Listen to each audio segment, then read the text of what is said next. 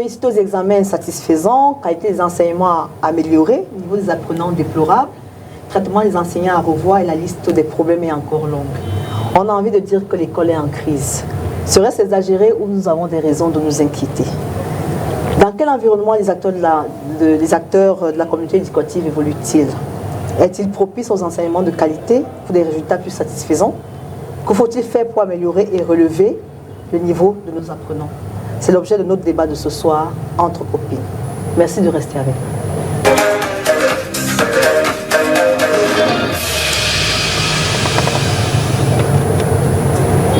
Bonsoir à tous, nous sommes heureux de vous retrouver ce soir encore dans le cadre de cette nouvelle production de notre émission Entre copines. Ce soir, notre thème est faible taux de réussite aux examens. Dans quel environnement les acteurs évoluent-ils? Alors ce soir, nous avons invité un monsieur entre copines. Nous lui faisons la paire belle. Bonsoir monsieur. Bonsoir Hermine. Monsieur Kona. Monsieur Kona Lucien Blaise. Kona. Voilà, Kona Lucien Blaise. Vous êtes psychologue et vous êtes conseiller d'orientation. Oui, effectivement. Alors, dites-moi, à quoi consiste votre travail au quotidien, je veux dire, auprès des élèves? Merci de l'invitation. C'est un honneur pour moi d'être là pour la première fois dans votre émission. J'accompagne les élèves au quotidien, je fais dans l'éducation, l'orientation, dans l'accompagnement psychologique des enfants en souffrance, en difficulté d'apprentissage, en difficulté de comportement. Mon travail consiste aussi à les orienter dans le choix des filières, dans le choix des métiers. Nous intervenons auprès des élèves du lycée, puisque je suis au lycée d'Oyac, de la 6e en terminale. Nous avons des heures. La loi a attribué 6 heures de session de formation. Dans les heures de pause, les enfants viennent nous rencontrer pour les problèmes divers, les problèmes d'apprentissage, les problèmes de comportement, les cas de violence, on les reçoit dans les bureaux. On a d'autres activités, les activités administratives. On travaille en concertation avec la hiérarchie dans le cadre de la mécade des conseils d'orientation, dans le cadre du département de Voré, dans le cadre de la région. Donc le travail que nous faisons, c'est un travail très important. Les enfants nous sollicitent énormément. Nous recevons dans le cadre, du moins je ne parle pas de moi particulièrement, on reçoit plus de 2000 élèves par an. Et on les accompagne et on les aide à planifier les études, à établir un programme d'études, bref, à être plus performants. Nous recevons également les parents d'élèves. Également, lorsque l'enfant est appelé, il est traduit au conseil de discipline, on intervient en amont, puisque dans notre travail, nous faisons ce qu'on appelle dans l'expertise psychologique, dans le portrait des élèves. Et chaque fois que l'administration, ou bien les chefs d'établissement, ou bien les censeurs, les surveillants généraux veulent prendre une décision, ils se réfèrent à nous. En fait, nous sommes comme c'est le service social en fait. Mais on apporte tous les éléments objectifs pour une meilleure prise de décision. Merci. Donc voilà globalement le travail que nous faisons au quotidien. Merci. Je le fais depuis 25 ans. Merci d'avoir accepté notre invitation et merci pour la précision. Oui. Tout juste à côté de vous, j'ai Madame Kansé Ondoa Laurentine. Bonsoir Laurentine. Bonsoir. Vous êtes enseignante? Oui, je suis enseignante de comptabilité au CETIC de Ndoksamba Mabombe, dans la région du Nkam, plus précisément en Konjok. En Konjok. Oui. Et ça va là-bas en Konjok? Ça essaie d'aller. On s'adapte, oui, malgré le mauvais état de la route et autres, mais on s'adapte quand même. Merci d'avoir accepté notre invitation. Ah, c'est moi qui te remercie. Alors à ma droite, j'ai l'incontournable Madame Etonde Catherine. Bonsoir. Bonsoir Émile, bonsoir à tous les téléspectateurs. Travailleuse sociale, spécialiste de la santé mentale. Comment se portent vos malades? Il y en a qui se portent très bien, et qui sont en crise, et il y en a qui sont en train de se rétablir. Merci pour le travail que vous faites. Merci aussi pour la J'espère que les gens le reconnaissent comme Oui, on le reconnaît de plus en plus. La santé mentale était un sujet tabou avant. Mais je pense que de plus en plus, les gens commencent à prendre conscience parce qu'il y a beaucoup de problèmes aussi. Aujourd'hui, nous allons parler de l'école. Monsieur qui est psychologue aura certainement beaucoup de choses à nous dire. Parce qu'il faut voir la santé mentale au niveau de l'école, au niveau de la famille. Donc moi, comme je suis un peu partout, c'est ma petite expertise que je vais apporter parce que je vis aussi beaucoup de choses au quotidien. Je suis sollicitée de partout. Alors, mesdames, messieurs, avant tout débat au fond, je voudrais en 1 minute que vous me disiez ce que vous pensez des résultats aux examens cette année au bac. Je commence par l'enseignante, vraiment en 2 mots. Taux très très faible. Oui. Très très faible. Par rapport aux années précédentes? Oui, par rapport aux années précédentes, l'année passée, je pense qu'on était à plus de 50%. Oui. Mais vous pensez que ça reflète quand même le niveau de l'enseignement, des apprenants? Ça reflète le niveau des apprenants, avec tout ce qu'on connaît de nos enfants ces jours. Qui n'apprennent pas, qui sont dans la délinquance, les drogues, j'en passe beaucoup de négativité en fait. Oui. Et vous, monsieur, qu'est-ce que vous en pensez? Bon, en 2 mots. En 2 mots, je pense que le taux de c'est ça, 28%? Ok, 28%, c'est un niveau réel. C'est-à-dire que si quand on regarde les résultats internes, c'est proche des résultats internes. Parce qu'on a toujours observé un décalage entre les résultats internes et les résultats obtenus au sein des établissements. Il y a des variations et l'état officiel. Donc nous qui observons les enfants, je pense que ce n'est pas très loin de là. Notre souhait, du moins, on n'est pas encore à la conclusion, c'est qu'on puisse vraiment partir de ce résultat-là, qu'on puisse voir comment ça peut évoluer. Oui, pour améliorer. Parce que quand on voit les taux, l'année dernière, nous étions à peu plus de 70%, on voit un décalage entre les résultats du point de vue quantitatif et les performances, je veux dire les compétences du point de vue qualitatif. Oui. Il y a toujours parce qu'il faut l'adéquation entre le chiffre et la qualité. Voilà. Si on arrive à ce niveau, on peut dire si les enfants sont à 28%, est-ce que ce résultat reflète réellement les compétences? Est-ce que ces enfants-là, comme on est au niveau de sortie, est-ce que ces enfants seront capables d'aller dans les universités, de sortir avec les métiers, avec les compétences? C'est ça la vraie question. La question n'est pas de dire quel est le vrai taux, la question est de savoir est-ce que ces enfants sont-ils préparés à affronter la société, sont-ils préparés à résoudre les problèmes économiques, les problèmes sociaux, les problèmes environnementaux. C'est la vraie question. Parce que lorsque l'enfant entre en 6e, 7 ans plus tard, il est supposé avoir le baccalauréat. Donc il y a le niveau d'entrée en 6e, il y a le niveau de sortie en terminale. Pour un autre niveau d'entrée, l'université, pour sortir 5 ans plus tard avec le master, avec des compétences. Donc c'est comme ça qu'on doit réfléchir. On ne doit pas regarder uniquement le chiffre. Mais ce chiffre-là traduit quoi réellement? Quelles sont les compétences que nous avons besoin aujourd'hui pour construire la société camerounaise, pour construire ce que l'État a appelé le Cameroun émergent à l'horizon 2035. Très bien. Nous sommes à plus de 2 mots. Hein. Oui, à plus de 2 mots.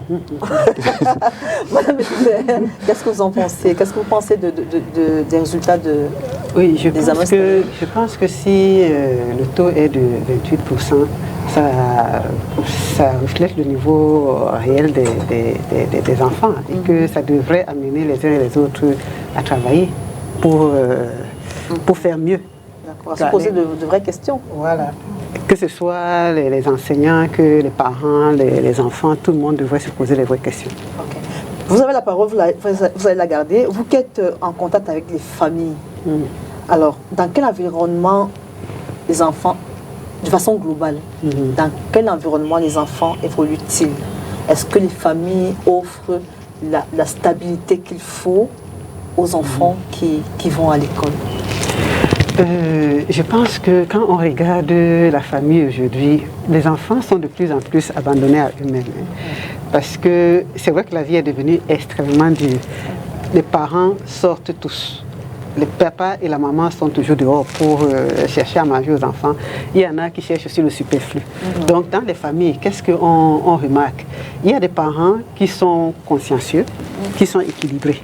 Donc, ils savent qu'ils doivent retrouver les enfants, ils leur donnent ce qu'il faut, ils les encadrent, ils leur apportent. Quand ils sont convoqués à l'école, ils viennent.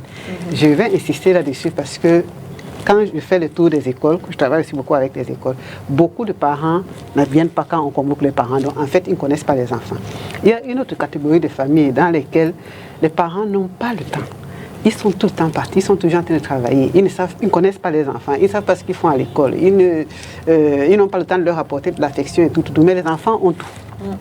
Tout ce qu'ils veulent, tout ce qui est matériel, ordinateur, portable et tout ça là, ils l'ont. Argent, ils l'ont. Il y en a d'autres qui exagèrent, qui en font un peu trop. Parce que ceux-là, on n'en parle pas beaucoup. Les enfants sont dans des écoles où on leur demande trop. Quand ils rentrent, ils viennent faire... ils doivent faire leurs devoirs. En dehors de ça, il y a les répétiteurs. Et après, même, il y a une maman qui m'a dit un jour, sa fille avait à peine la matinée du 11 février pour se reposer. Dans l'après-midi, elle était à l'école. Ce genre d'enfant aussi se fatigue. Parce qu'à un moment donné, il se fatigue et puis il n'arrive plus à produire. C'est ce que je vois. Il y a aussi dans certaines familles qui sont pauvres. Les enfants, ils partent à l'école, ils n'ont pas mangé, il n'y a pas d'argent de transport. Parfois, on va sortir, après ils reviennent. Ils n'ont pas le mental. Ils rentrent, ils n'ont même pas à manger. Il n'a pas à manger. Il a la volonté d'étudier, mais les difficultés de la vie le rattrapent. Parfois, lui-même est obligé d'aller chercher de l'argent.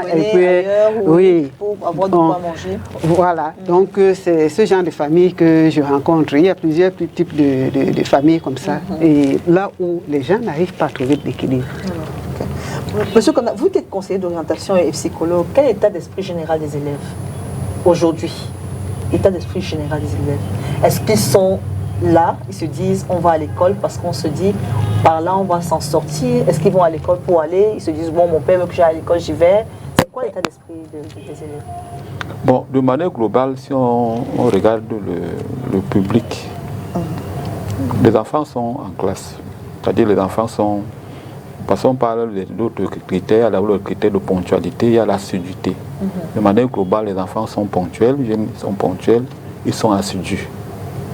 Ça, c'est un bon point. Je veux dire que quand on regarde la motivation extérieure, je veux dire, quand on voit ce que les enfants sont conscients. Bon, le problème se pose au niveau de ce qu'on appelle le niveau, en fait, la capacité pour les enfants de comprendre. Parce que le rythme d'apprentissage est très accéléré. Parce que quand on regarde la progression de cours, on se rend compte que les enfants ont du mal à assimiler de manière rapide les enseignements qui les sont dispensés. C'est ça le problème. Bon, je prends un exemple, si on dit un chapitre par semaine, bon, 2 chapitres, 3 chapitres. Donc c'est ce problème des apprentissages, on appelle les rythmes d'apprentissage, qui pose au problème. Mais le professeur, lui, il a un programme, il doit progresser. Et il y a ma collègue, elle fait comptabilité, elle enseigne quelque chose. Le professeur dit, un mois, une séquence de 4 semaines de cours, une semaine d'évaluation, une semaine de correction, je dois atteindre un certain niveau de progression. Même si ce n'est pas acquis? Non, non. En fait, le professeur ne se pose pas de ces questions d'emblée, ce n'est pas dans les objectifs. D'accord. Parce qu'il y a un découpage séquentiel, il y a un découpage trimestriel, un découpage annuel. Le professeur est tenu à atteindre un certain niveau de pourcentage. C'est à ce niveau que nous intervenons maintenant. C'est-à-dire on dit à l'enfant que le cours de mathématiques, peut-être sur les équations que tu as fait, comment est-ce que tu dois travailler maintenant pour comprendre le cours de mathématiques sur les équations? C'est ça le rôle de conseiller d'orientation. C'est-à-dire qu'on va travailler avec l'enfant pour que l'enfant assimile mieux les mathématiques, on appelle les techniques d'apprentissage, la méthodologie de matière enseignée. Maintenant, tous les enfants n'ont pas le même rythme d'acquisition. C'est-à-dire que le problème, c'est lequel il y a un faible niveau d'acquisition des élèves. Il y a les enfants qui ont de la peine à s'approprier les cours au fur et à mesure que les cours avancent. Il y a des enfants qui ont la peine à récupérer les informations. C'est pour ça qu'on observe ces résultats-là. Il y a aussi un autre problème, quand on fait le test diagnostic le mois de septembre, les élèves n'entrent pas avec le même niveau de compétence. C'est-à-dire que si par exemple, le professeur de comptabilité, elle a fait le cours, bon, elle a fait le test diagnostic, on appelle le test de positionnement, quand elle évalue, je ne suis pas sûr qu'on appelle 10% des enfants qui ont le même niveau d'entrée. Et les enfants évoluent avec les difficultés toute l'année. Okay. Voilà le problème. Maintenant, il faut réduire les difficultés que les enfants ont en début d'année et pour leur permettre d'avancer.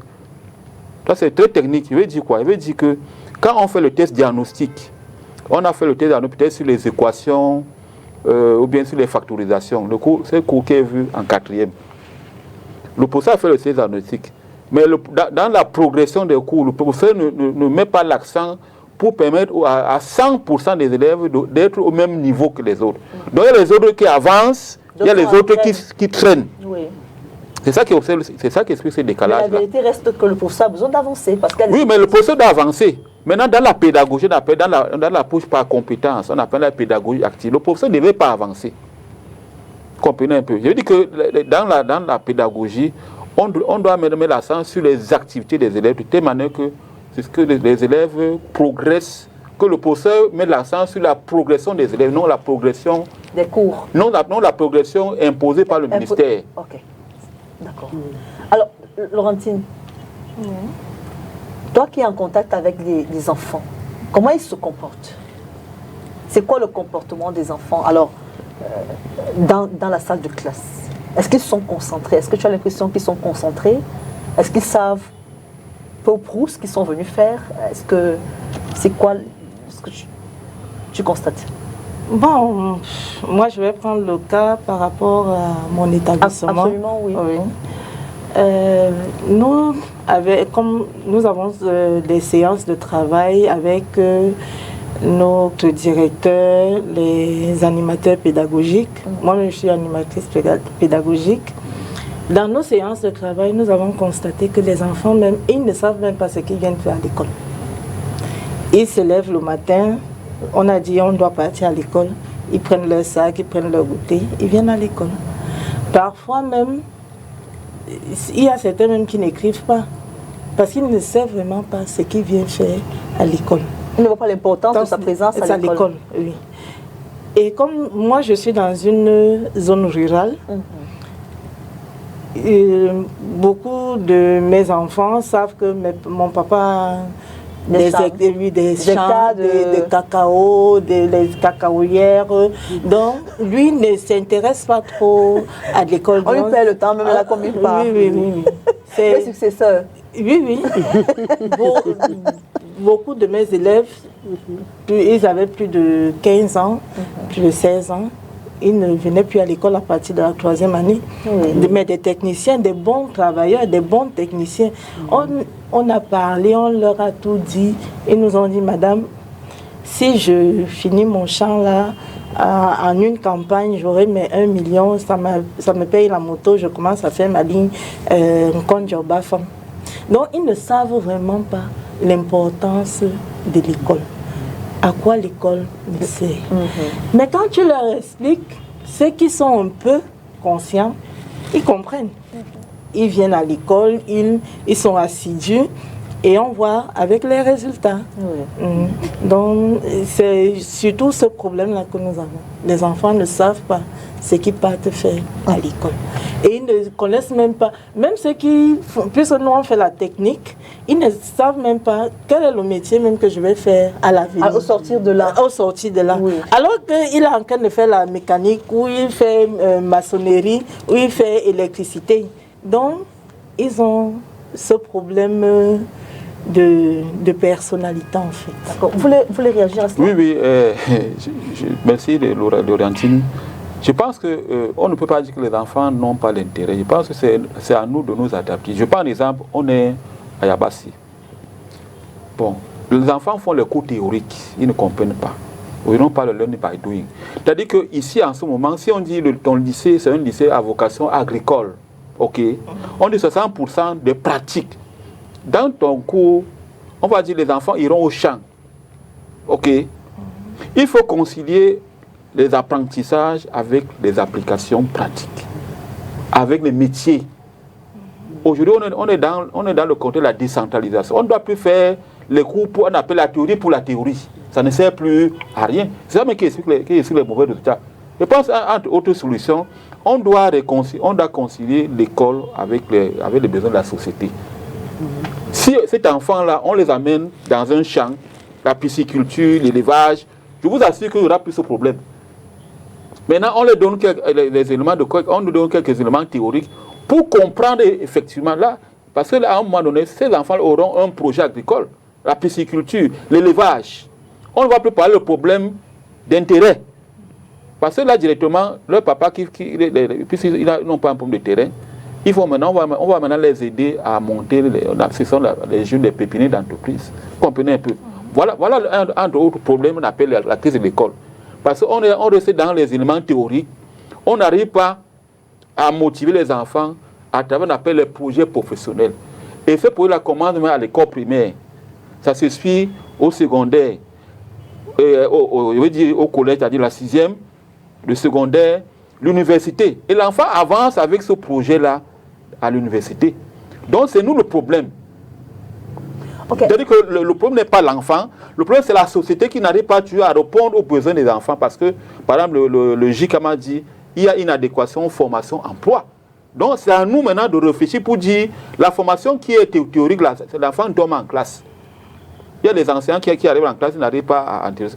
Donc si l'enfant dit, ok, voici la pratique, on aura très peu de problèmes. Les enfants vont réussir normalement. Et ça va résoudre le problème du chômage. Alors, le problème de qualification dont nous parlions. Je suis d'accord avec vous, mais avant d'en arriver là, voilà. Avant d'en arriver là, donc ça, c'est la solution. Vous êtes déjà en solution. On est encore au problème. Oui. On va arriver là. Voilà. Alors, Madame Etondé, de façon globale, quels sont les problèmes que rencontrent les enfants dans leur environnement familial? C'est-à-dire que moi, je pense que l'environnement joue un rôle important dans la réussite d'un enfant. Alors, c'est quoi les problèmes, vous qui êtes en contact avec les familles, c'est quoi les problèmes principaux? Les enfants ont beaucoup de problèmes. Je voudrais d'abord commencer par ce que monsieur et madame soulèvent, parce que j'ai beaucoup travaillé dans les zones rurales. Et j'ai compris que les parents même ne voyaient pas l'importance de l'école. Dans une zone rurale, par exemple, je suis allée donner des cahiers et autres. Il faut aller dire, les enfants doivent aller à l'école. Maintenant, les enfants partent à l'école nu-pieds. Et quand on pose des questions, tu as dit que les enfants partent à l'école, ils partent à l'école. Nu pieds, ils ont mangé, ils n'ont pas mangé, le parent n'a pas de temps, il s'en fout. Et on a dit que pour que les enfants réussissent, il faut tenir compte de son environnement social. Donc il fallait créer un certain climat, une certaine atmosphère dans ces zones-là. Parfois, on était obligé d'apporter des ordinateurs, des micros, un certain nombre de choses qui attiraient les enfants. Et on avait demandé aux parents, aux éducateurs de travailler non seulement avec les enfants, mais aussi avec leur famille. Parce que pour un oui et pour un non, comme madame a dit, ils abandonnent l'école. Donc il fallait sensibiliser tout le monde. Maintenant aussi, les problèmes que certains enfants rencontrent, c'est dans les familles, c'est les problèmes affectifs. La carence affective. Vraiment, il faut qu'on en parle parce qu'un enfant qui se sent rejeté, un enfant qui ne se sent pas aimé, un enfant qui se sent seul, qui est triste, qui est encouragé. Il n'est pas encouragé. Oui, il n'est pas encouragé, il n'est pas motivé. Oui. Quand il arrive à l'école, le professeur va parler, lui il est en train de penser à autre chose. Et beaucoup de gens ne le savent pas. Bon, heureusement que maintenant, il y a les psychologues dans des écoles qui peuvent écouter ce genre d'enfants. On les rencontre beaucoup dans les familles. Parfois, des enfants viennent dans des familles d'accueil. Douala, c'est une grande ville. Il y a des enfants qui partent des villages pour venir dans les familles d'accueil. Et ça ne se passe pas souvent bien. Ça aussi, c'est une cause d'échec. Je me rappelle dans un village dans le Mungo là-bas, les parents m'avaient posé, les villageois m'avaient posé ce problème. Donc, j'ai aidé. Pendant 2 ans, j'ai œuvré pour qu'il y ait un établissement secondaire là-bas, pour plusieurs raisons. Maintenant, je crois que l'établissement est même passé lycée. Ça a résolu beaucoup de problèmes dans l'environnement parce que les enfants étaient avec leurs parents qui les encadraient. Et parfois aussi, les enfants sont dans des familles où il y a beaucoup de problèmes. Les parents ne s'entendent pas. Il y a des disputes, il y a des bagarres, il y a de toutes sortes de violences. Ça les déconcentre. Le pire est que les parents ne savent même pas que ça joue sur les enfants. Ils s'en foutent à la limite. C'est-à-dire quand les parents ont des problèmes, chacun pense à lui. Ils utilisent même les enfants pour régler les comptes. Chacun utilise les enfants pour régler les comptes à l'autre. Donc, ils ne pensent pas aux enfants. Ils ne pensent pas à ce que ça peut apporter à l'intérêt des enfants. Donc, maintenant, il y a aussi que, comme les parents n'ont pas trop le temps, il y a des enfants qui mènent une double vie. L'enfant qu'on voit à l'école, là, qui est calme, qui est... À la maison, vous voulez dire? À la maison. Oui. Vous pouvez arriver à l'école, vous trouvez que c'est le président de l'école. Hein? C'est le chef de l'école. C'est le patron. Oui. Et ayant beaucoup travaillé avec des chefs d'établissement, beaucoup se plaignaient du fait que les parents ne répondent pas aux convocations. Oui. Donc, les parents, il y a des enfants gâtés. Quand le parent arrive, il s'étonne que l'enfant se comporte tel qu'on lui explique, avec tout ce qu'il lui donne. Le chef d'établissement expliquait aux parents que le tout n'est pas de donner. Oui, les enfants, parfois, ils font des choses pour attirer l'attention de leurs parents, parce qu'ils n'ont pas d'affection. Oui. Et quelqu'un sait que si je fais une gaffe, ça va au moins permettre que mon père me remarque, oui, qu'il fasse attention, oui, qu'il vienne. Et il y a des problèmes, il y en a tellement. Donc, je dis que dans beaucoup de familles aussi, et c'est ça, c'est un peu comme ça que nos compatriotes se comportent. Hein. Dès qu'il y a un problème, on dit que c'est l'État qui devrait faire ceci, l'État devrait faire cela. Beaucoup de parents sont convaincus que c'est les éducateurs qui doivent apporter de l'affection à leurs parents, à leurs enfants. C'est eux qui doivent les éduquer et autres. Un jour, j'étais dans un taxi et le taximan disait que les enfants sont mal élevés maintenant parce que l'école ne vaut plus rien. Mais les éducateurs ne font rien. Et tout le monde le supportait. C'est les éducateurs, c'est l'État et tout. On oublie que l'éducation de nos enfants... La première vient de la maison. Ben voilà. Donc, on envoie, comme vous savez, il y a beaucoup de gaffes pendant les vacances.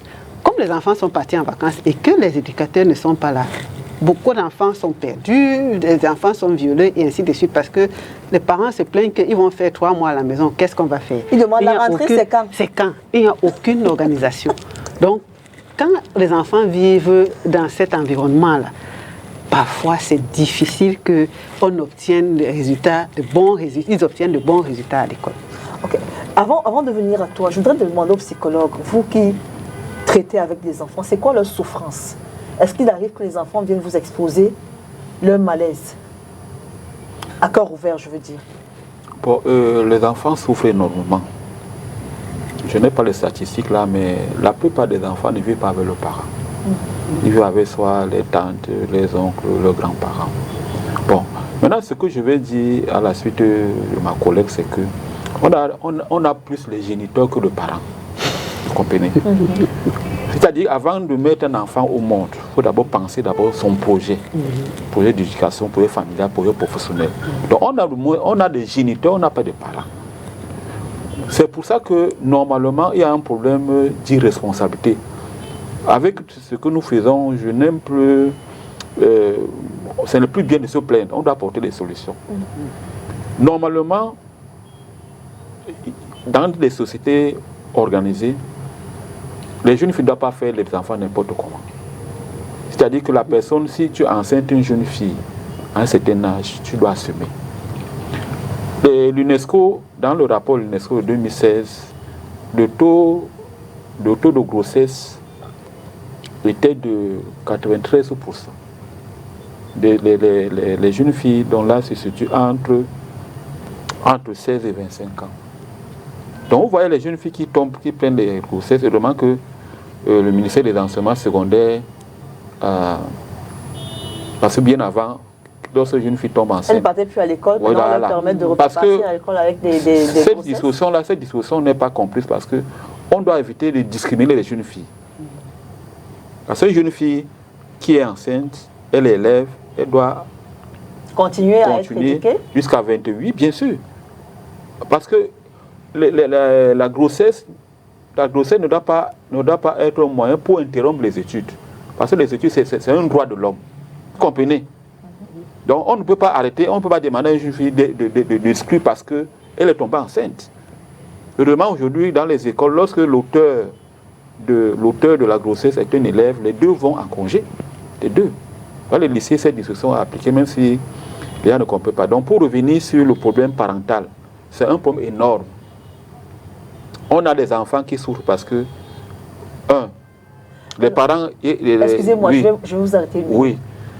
On va parler des parents.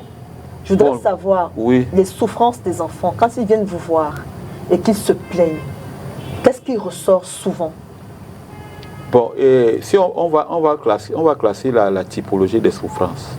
Bon, on dit que de manière globale, c'est la souffrance, en fait, la maladie mentale. Ok. Et l'OMS a classé, et je pense que les pays africains, on a à peu près 40% de manière globale. Maintenant, de manière spécifique au sein des écoles. D'abord, les échecs. Quand l'enfant ne comprend pas ce qu'on lui enseigne, l'enfant souffre énormément. L'enfant souffre énormément. Il s'en veut de ne pas pouvoir Oui, s'en veut. L'enfant s'en veut de ne pas donner une attente satisfaisante. L'enfant s'en veut lorsqu'il n'arrive pas à donner un bon résultat. Cette souffrance, d'abord, on appelle ça la souffrance scolaire. Maintenant, sur le plan psychologique, il faut reconnaître que la plupart des enfants, quand ils souffrent, beaucoup dorment en classe. Beaucoup de personnes ne comprennent pas. Ils préfèrent s'endormir. C'est un peu l'éponge. Oui, en fait, c'est la dépression. Les enfants préfèrent dormir en classe. Quand ils dorment en classe, qu'est-ce qu'il faut faire? Maintenant, au niveau de la famille, on voit beaucoup plus la souffrance sur le plan économique. On l'a dit tantôt. Puisque l'Institut national de la statistique dit qu'on a à peu près 10 millions de Camerounais qui sont pauvres. Normalement, les enfants viennent à l'école, ils n'ont pas de quoi manger. Quand l'enfant n'a pas de quoi manger, directement, c'est la motivation physiologique. Parce qu'il y a des niveaux de motivation. Il y a la motivation physiologique, mais il y a la motivation supérieure.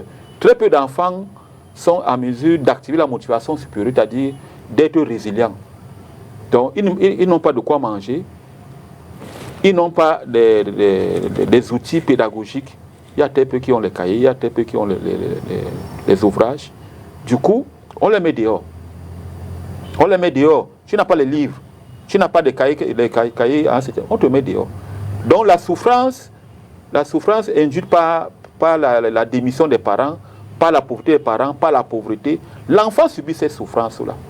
Mais cette souffrance n'est pas prise en considération à l'école. Cette souffrance n'est pas prise en considération par certains surveillants généraux qui ajoutent encore toutes les punitions. Alors, je pense que... je vais ajouter... Permettez-moi que je vous relance, s'il vous plaît. Il y a aussi la frustration, je pense, d'avoir à côté de soi un enfant qui, lui, il a tout ça. Et on doit cheminer avec lui, alors que nous, on est dans le besoin. Il y a cette souffrance aussi. Bon, je pense que les enfants sont très coopératifs. Hein. Si on regarde le secteur public, bon, on n'est pas tellement dans la compétition, parce que tu n'entends pas la compétition, mais les enfants coopèrent.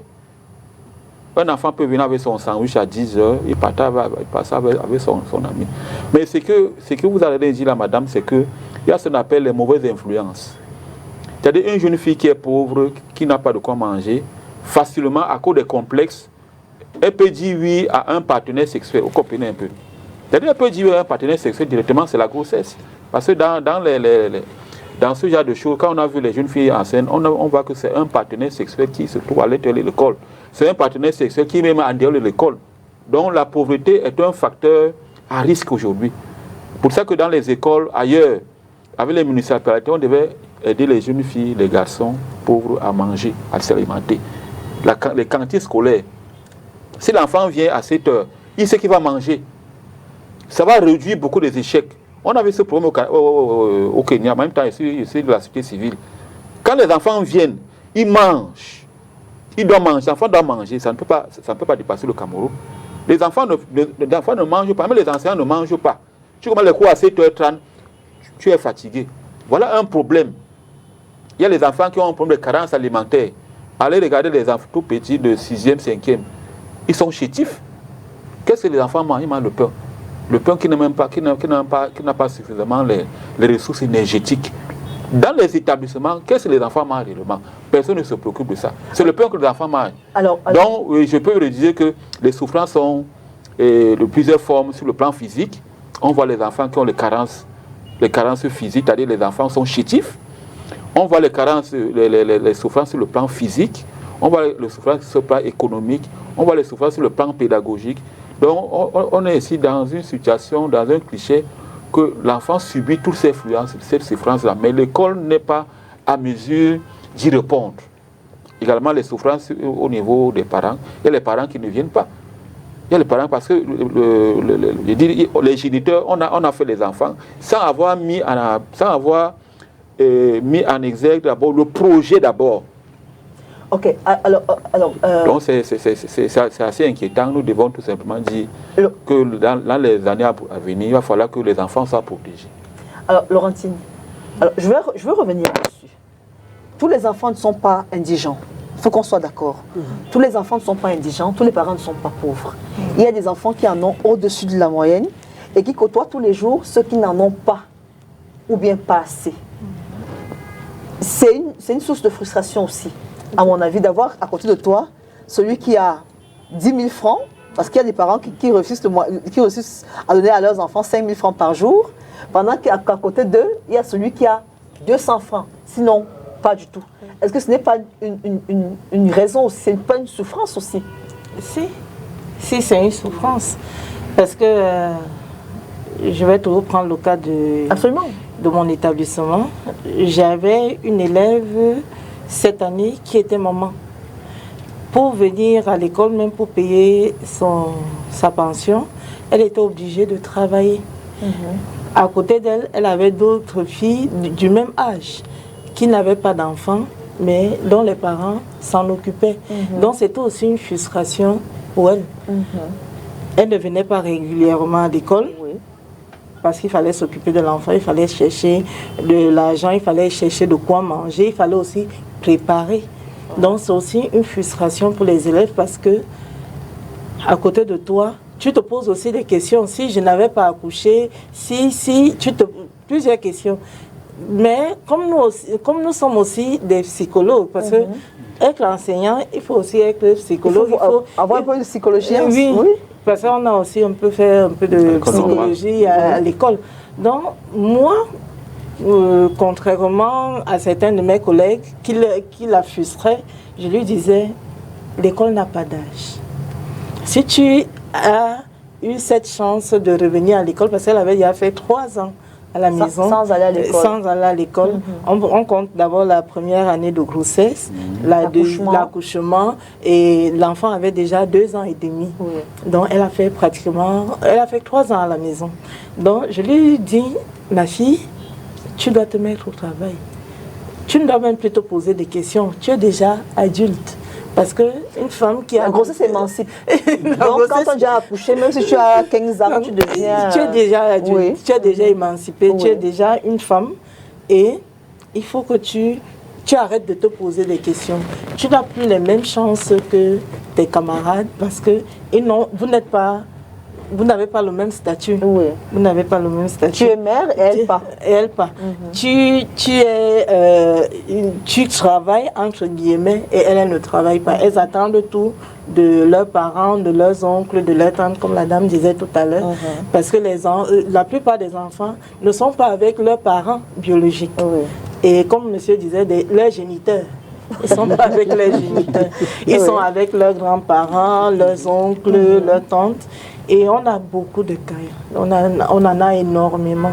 Énormément. Et c'est vraiment une très grande... Ça peut expliquer aussi l'échec. C'est-à-dire qu'en fin d'année, une fille qui se passe autant à se battre pour manger, qu'est-ce qu'on peut très bien attendre d'elle en fin... cette année, elle n'a pas eu son cap. Voilà, qu'est-ce qu'on peut bien attendre d'elle en fin d'année. Alors, est-ce que je reviens à toi. Est-ce que les conditions d'apprentissage sont optimales? Tout à fait. C'est-à-dire que, est-ce que vous, quand vous enseignez les enfants, est-ce que vous êtes dans les conditions optimales? Est-ce qu'eux, ils sont dans les conditions optimales? Oui, les enfants sont dans les conditions optimales parce que il y a des salles de classe. C'est vrai que dans d'autres établissements, il n'y en a pas, surtout dans le public. On a beaucoup de problèmes dans le public parce qu'il y a un manque d'infrastructures scolaires, il y a un manque d'ateliers. Surtout pour nous qui faisons les matières professionnelles et les matières industrielles. Et on a un problème de pratique. Et je souligne encore, je suis dans une zone où il n'y a pas d'eau, il n'y a pas d'électricité. Pour faire la comptabilité, c'est un problème. Surtout les matières pratiques comme l'informatique. Pour faire l'informatique, c'est un gros problème. L'année passée, je partais avec mon ordinateur. Après, il s'est fissuré. J'ai dit non, je préfère le laisser à la maison. Et cette année, les enfants ont eu beaucoup de problèmes. Parce que manque d'ordinateur, il n'y avait pas d'énergie. On utilisait un groupe pour avoir du carburant. Et pour avoir le carburant, ce n'est pas chose aisée, Oui. parce que le carburant coûte de l'argent. Oui. de l'argent. Et le directeur ne pouvait pas supporter toutes ces charges. Ouais. Donc, les enfants ont vraiment un problème de transmission. On a un problème de transmission de connaissances parce que il y a manque d'infrastructures, manque de... Parce que les conditions ne sont pas réunies. Toutes les conditions. Enfin, les conditions essentielles, parce que si les essentielles ne sont pas réunies, si on n'a pas d'électricité, comment on transmet? Tout à fait. Voilà. Mais chose curieuse quand même, quand on n'a pas d'électricité pour enseigner, mais les enfants, je ne sais pas comment ils font pour charger leur téléphone. Sincèrement. C'est dire que c'est d'abord leur priorité. Hein? Oui, et c'est leur priorité. Mais et quand tu leur demandes, bon, tu as chargé ton téléphone, oui madame, est-ce que tu as essayé de chercher dans le net oui, des solutions. Des solutions. Comme tu me disais, tu ne comprends pas telle leçon, telle matière. Il y en a tout dans le net. Il y a les cours de comptabilité, les cours de CGAO et ainsi de suite. Est-ce que tu as essayé de te documenter, de jeter un coup de... Madame, moi je regardais TikTok. Ah voilà. Attends. parce que c'est la priorité pour eux aujourd'hui, il faut le dire. Il faut le dire. Que les réseaux sociaux aujourd'hui, c'est la priorité de nos enfants. Ils passent des heures sur TikTok, sur Facebook, mais ils ne peuvent pas passer une heure à lire dans un livre. Alors, madame Etondé, je peux dire un mot par rapport... En fait, on demande d'apprendre aux enfants de faire bon usage des TIC. En même temps, on doit mettre en place un système de récompense. Bon, moi, je te suggère... en fait, je l'ai dit, fais les recherches sur le net, il y a le site du ministériel, et tu vas noter ça, ok? Tu peux prendre sur 5 points, sur 10 points. Là c'est un moyen de contrôle. Vous ne pouvez pas seulement dénoncer, dire que allez faire les recherches. Allez faire, il faut même le donner le site internet, ministère que tout ça, ok? La prochaine fois, je vais noter, ça devient comme un devoir pratique. Ils vont chercher.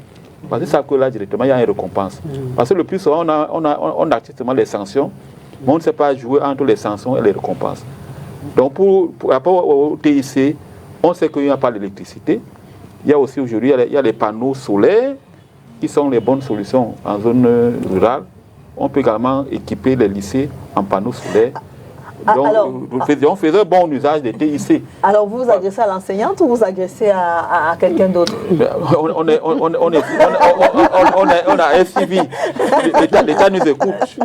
Alors, voilà. Madame Etondé, à côté de ces enfants qui sont indigents, il y en a qui en ont beaucoup. Est-ce que vous ne pensez pas qu'on a quand même trop facilité la vie à nos enfants aujourd'hui? Oui, beaucoup. Beaucoup, parce qu'on regarde, nous on s'attarde sur des enfants qui sont indigents, mais il y a des enfants qui sont hyper gâtés. Les enfants ont tout. Un enfant a chez lui ordinateur, dernier cri, téléphone portable, dernier cri, marque de télévision, dernier cri, tout ça c'est dans sa chambre. Il a 10 000 francs par jour dans genre de poche. C'est des réalités. Hein. C'est réel. Peut-être qu'en zone rurale, il n'y a pas ça. Bon, eux, ils peuvent travailler. Quand ils gagnent déjà l'argent, ils peuvent décider de venir à l'école. Mais si vous partez dans certains établissements dans la ville de Douala, vous allez voir que les enfants viennent passer midi dans une boulangerie, dans le restaurant. Ils payent. Hein. Ils payent. Ils ont je ne vous dis pas, souvent il y a un enfant qui amène ses camarades, 3-4, c'est à sa charge. Voilà. C'est lui qui paye. Ils ont accès très facilement à un certain nombre de choses. Et ils finissent par avoir accès aux stupéfiants et ils commencent à consommer les stupéfiants. Et les parents sont très permissifs. C'est la jeunesse, il faut qu'ils s'amusent, c'est la détente et ainsi de suite. Donc il y a ce type d'enfants qui dérangent les autres. Quand ils viennent à l'école, c'est pour faire l'exhibition de leurs ressources. Mon père a telle chose, moi-même j'ai ça, et je suis allé ceci, j'ai fait cela. Et ça frustre les enfants qui ne sont pas préparés. Oui, absolument. Parce qu'il y a des parents qui préparent leurs enfants psychologiquement. Et nous-mêmes, on le faisait souvent avec des enfants déficients mentaux, avec des enfants handicapés. Donc on disait qu'à défaut de se faire accepter par leurs camarades. Nous, on les aidait à affronter leurs camarades. Donc, c'est ce que les parents doivent aussi faire. Ils aident leurs enfants à être équilibrés. Ils forment leur personnalité. Parce qu'ils doivent leur montrer que la vie, le bonheur ne dépend pas de ce que nous avons, mais de qui nous sommes. Qui sommes-nous exactement? Donc, ce genre d'enfants, ils existent beaucoup, hein, et avec des conséquences. Hein. Moi-même, quand j'étais au lycée, on avait à l'époque des enfants, même jusque-là, il y en a, hein, sauf que ceux-là, ils étaient inoffensifs. Des élèves qui étaient très en vue. Ils avaient des parents riches. Mais quand on les retrouve dans la vie active maintenant, qu'est-ce qu'ils sont devenus? Je ne dirais pas parce que certains pourraient se reconnaître. Donc ça, c'est des exemples qu'on peut donner à ces enfants ou à nos enfants pour qu'ils ne tombent pas dans le piège. Ok, d'accord. Une question avant qu'on ne... Alors, est-ce que le fait qu'on ait enlevé le fouet, nous autres, à l'école, on nous fouettait. Il faut dire qu'on nous fouettait. Et même seulement la peur du fouet faisait que on ait envie de nous ranger un peu, de faire attention. Est-ce que le fait qu'on ait enlevé le fouet à l'école, et même à la maison, il y a des parents qui ne savent pas punir leurs enfants, j'allais dire fouetter leurs enfants. Est-ce que le fait qu'on ait enlevé, vous, monsieur le psychologue, le fouet à l'école n'est pas pour beaucoup dans se laisser aller dans cet échec-là? Merci madame. Mais il faut dire que la loi d'orientation de 14 avril 1990, c'est dans son article 8 qui proscrit toutes sortes de services à l'école, le fouet, tout, des brimades, le harcèlement. Donc ça c'est un cadre normatif. Maintenant la difficulté est de trouver d'autres méthodes pédagogiques, c'est ça le problème. C'est-à-dire que les enseignants sont démunis pour bien gérer la salle de classe. Les enseignants sont démunis pour asseoir leur autorité. Ils trouvent que l'autorité par excellence c'est le fouet. Maintenant, dans la communication, parce qu'on sait bien qu'il y a des pratiques pédagogiques positives, il y a des pratiques pédagogiques négatives. Quand l'enseignant commence l'année scolaire, il doit mettre en place un contrat pédagogique. Il doit dire, voici les règles à éviter, voici les règles à prescrire. Donc, à ce niveau-là, moi, je pense que le fouet n'est pas la solution. Le fouet, en fait, la solution, c'est une bonne communication. Quand l'enfant est motivé, quand on explique l'enfant pourquoi il faut le faire, à 6e, 5e, jusqu'au premier cycle, là-bas, on appelle la menace la sanction. OK. C'est le premier cycle, c'est-à-dire la 6e en 3e. Au second cycle, il faut négocier. Parce qu'on voit le comportement d'insubordination et on voit même les enfants les élèves qui menacent l'autorité. Donc, un enseignant qui sait accrocher les élèves, un enseignant qui enseigne bien, qui explique bien le cours, il n'utilise pas le fouet. Il ne peut pas utiliser le fouet. Ce sont les enseignants qui ont un problème de personnalité. Parfois, un élève peut déposer la question les élèves peuvent dire, monsieur, madame, le professeur ne maîtrise pas. Donc, il est bien vraiment dit que ça, ce sont les méthodes occidentales qu'on doit fouetter. Mais le fouet a un aspect négatif, un inconvénient, c'est que ça inhibe l'intelligence. Ça suffit la peur. Et la preuve, depuis qu'on a fouetté les autres là. Qu'est-ce qu'ils font aujourd'hui? On demande aux enfants de créer, parce que la loi d'orientation, l'éducation a pour rôle de susciter la créativité, l'innovation, la pensée critique. C'est-à-dire que voilà, je vois une table là. Les enfants doivent s'asseoir en réseau. Ils doivent travailler ensemble. Là, le professeur ne va jamais utiliser le fouet, parce qu'il faut les activités créatrices. Les enfants doivent collaborer entre eux. On en a parlé. Quand les enfants s'asseyent, il y a très peu qui vont dormir, parce qu'à un moment donné, qu'est-ce qui se passe en classe? L'enfant ne comprend pas, il dort. Il va sortir, on va le fouetter. Donc, on appelle ça c'est la conséquence. Le fouet est la conséquence d'une situation non maîtrisée. Maintenant, pour mieux maîtriser la situation, ce sont les activités pédagogiques, ce qu'on appelle l'approche par les compétences. Maintenant, si on associe encore les activités pratiques, il y a des champs agricoles, il y a la pisciculture, il y a l'élevage, un certain nombre de choses, il y a la menuiserie, il y a beaucoup de choses. On peut aller dans la nature. Je vous assure que le fouet, ce n'est pas la solution. La solution, c'est tout simplement, ce sont les méthodes actives, ce sont les méthodes pédagogiques. Alors, je vais quand même vous arrêter et vous dire que vous ne pouvez pas dire que c'est parce que le professeur ne maîtrise pas qu'il use du fouet. Je ne peux pas vous le laisser dire parce que ce n'est pas forcément vrai. Vous comprenez, je ne suis pas enseignante. Je ne suis pas enseignante, c'est vrai. J'ai 2 frères qui sont enseignants. Et je vais vous dire que ce n'est pas toujours parce que c'est aussi un véritable... C'est d'abord un problème d'éducation. Je vais vous dire, c'est aussi et d'abord un problème d'éducation. Si je puis me permettre, moi, personnellement, je ne fouette pas les élèves. Mais les élèves ont peur de moi. Parce qu'ils savent que quand la dame est là, il faut qu'on se calme. Puis, ça dépend de prime abord, ça dépend de comment vous vous êtes présenté devant les élèves. Si vous êtes venu avec tout un large sourire, vous riez, tout ce qui se passe, vous êtes avec vos collègues, vous riez seulement, les élèves vont penser que on peut faire ce qu'on veut, on peut lui dire ce qu'on veut, on peut s'agresser à elle comme nous voulons. Mais quand vous venez avec une autorité, une aisance, un caractère, vous imposez, vous dites, monsieur, sortez, il va sortir. Vous ne riez pas. Quand ce sont les heures de cours, vous êtes strict. Les élèves vont comprendre que là, on ne blague pas. Quand j'entends, ça dépend aussi. Comme madame disait tout à l'heure, il y a les enfants un peu gâtés. Ils aiment un peu tester. Et ils testent très souvent. Et ils testent très souvent. Ils titillent même. Pour rien, hein, ils te titillent. Moi, j'ai fait quelques jours, parce que j'avais perdu ma maman, paix à son âme. Je retourne à l'école. J'ai porté l'habit du deuil. Un élève se pointe. Il était quand même un peu éloigné. Il dit à son camarade qu'elle est belle aujourd'hui parce qu'elle a porté le cabas du deuil. Après, son camarade lui dit, mais attends, tu connais la dame, non? Ne parle pas à haute voix. Parce que si elle t'entend, on ne va pas rester ici. Donc, il y a la manière dont vous abordez les élèves. Aucune personne n'est compétente à 100%. Mais je pense quand même que si quelqu'un a eu le concours de l'INSET ou de l'ENS, parti faire sa formation, et dit moi je vais être professeur, ça veut dire quand même que le QI est un peu élevé. Donc dit que c'est une incompétence des professeurs, franchement ma foi, je dis c'est pas...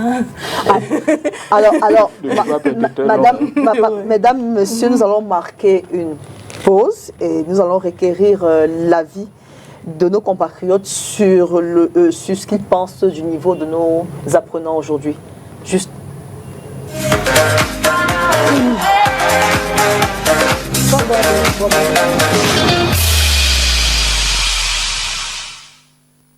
Oui, bien entendu, au vu des derniers résultats de l'année scolaire 2023-2024, comme nous tous nous avons pu le constater, le niveau scolaire de nos enfants par rapport au pourcentage de réussite a été vraiment bas.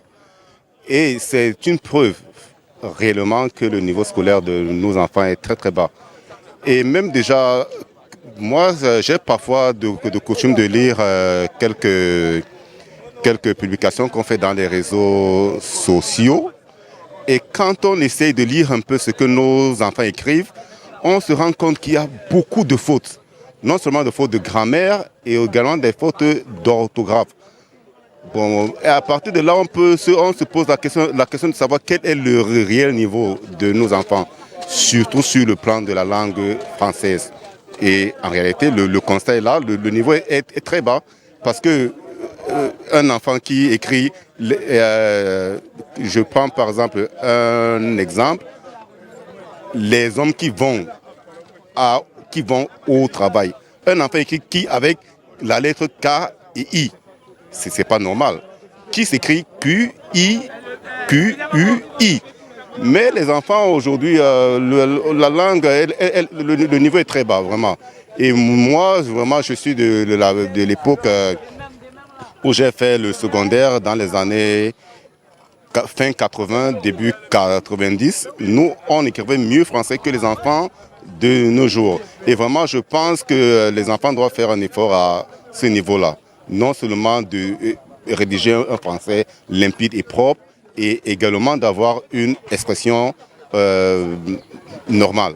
Voilà. Oui, le niveau scolaire des enfants de nos jours sont quand même passables. Bon, du moment où les diplômes, on ne prend plus avec les sous-moyennes et tout. Ça fait quand même que ceux qui ont les diplômes méritent quand même quelque chose.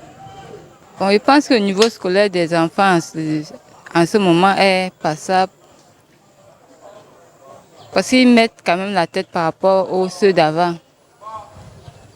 Donc... Yeah, when I see the level of education today for the students, yeah, it's not really good. You understand? It's not really good because most students today they play too much. There are some that they pass their time online, TikTok and on Facebook and all the like of social media, and they don't have time to learn. There are some that when they come back in the evening, all they can do is to watch TV and all the like. So I think for me, the level of education now is not really good. Bon, en nos jours, moi d'abord je m'appelle Sakajan. En nos jours, bon, le niveau scolaire des enfants c'est un peu bizarre parce que beaucoup se posent sur le téléphone, Facebook, Instagram, tout ça. Ils n'ont plus tellement envie de fréquenter franchement parce que maintenant quand ils voient des choses qui sont là dehors, les gens qui ont il y a certains, comment on appelle ça, certains trucs pour avoir de l'argent, tout ça là. Se focaliser maintenant sur le faire l'argent, même l'école, c'est un peu évident pour eux. Maintenant, c'est la vie dehors. Mais vraiment, moi, j'aimerais que vraiment ils s'organisent, mais ils écoutent également les parents, ils cherchent vraiment à aller en avant parce que l'école, c'est la meilleure des choses et c'est quelque chose que demain après-demain, si le parent n'est plus là, c'est lui qui sera là pour accompagner ses petits frères ou ses petites soeurs, que ce soit l'homme ou la femme. C'est un peu ça.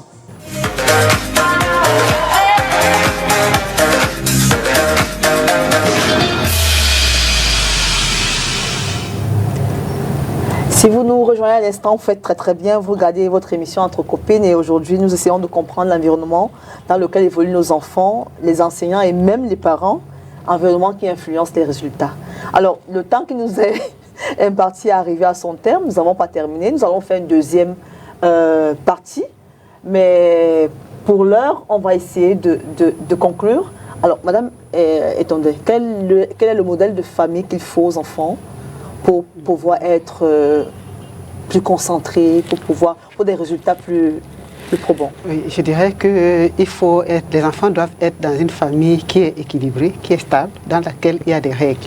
Donc les parents doivent encadrer leurs enfants et eux-mêmes ils doivent être des modèles parce que nos enfants écoutent ce que nous disons, c'est vrai, mais ils font aussi ce que nous leur demandons, ce que nous faisons, ils nous imitent aussi ce que nous faisons. Donc soyons des modèles, établissons des règles dans nos familles et puis aidons nos enfants à les respecter. Comme ça va leur permettre d'être disciplinés. Ok. Laurentine, en tant qu'enseignante?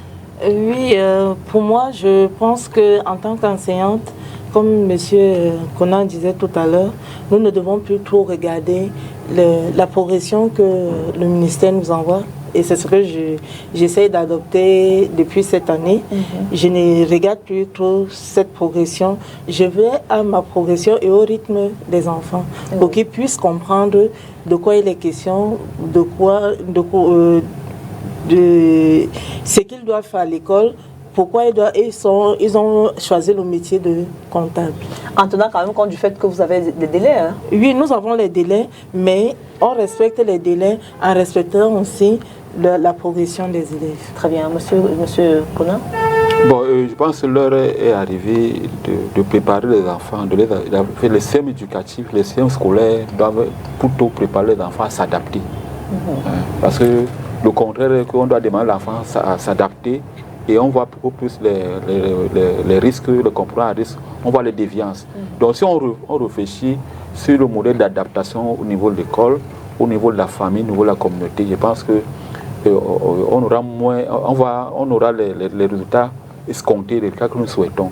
Donc c'est à nous de nous adapter, parce que nous comprenons les enfants, on connaît leur comportement, les comportements à problème, les apprentissages à problème. C'est à nous de réfléchir, de dire quel type d'enfant nous voulons aujourd'hui. Je pense qu'on n'est plus là pour dénoncer, pour dire, on connaît exactement qu'est-ce qui pose problème En ce moment, on doit réfléchir sur les solutions apportées à nos enfants, tout simplement, en travaillant de manière collaborative. Chacun ne peut pas rester de son côté. On doit réfléchir, on dit qu'est-ce qu'on doit faire par rapport aux enfants. Parce qu'on parle de l'école, mais l'école est le reflet de la société. Il y a le ministère des enseignements secondaires, le ministère de l'éducation de base, la promotion de la femme, de la famille, des affaires sociales. Donc on doit travailler ensemble dans le cadre des missions dévolues aux communes, tout simplement. Je pense que c'est comme ça que la société se construit. Alors, mesdames, messieurs, merci d'avoir suivi ce programme. Il est important, le milieu dans lequel l'enfant évolue est très important. Dans son environnement, influence énormément sa performance à l'école. Il est important que nous arrêtions. Alors, nous ferons la prochaine partie la semaine prochaine. Nous n'avons pas terminé. Retrouvons-nous la semaine prochaine avec le même panel, s'il plaît à Dieu, avec le même plaisir surtout. Au revoir. Au revoir.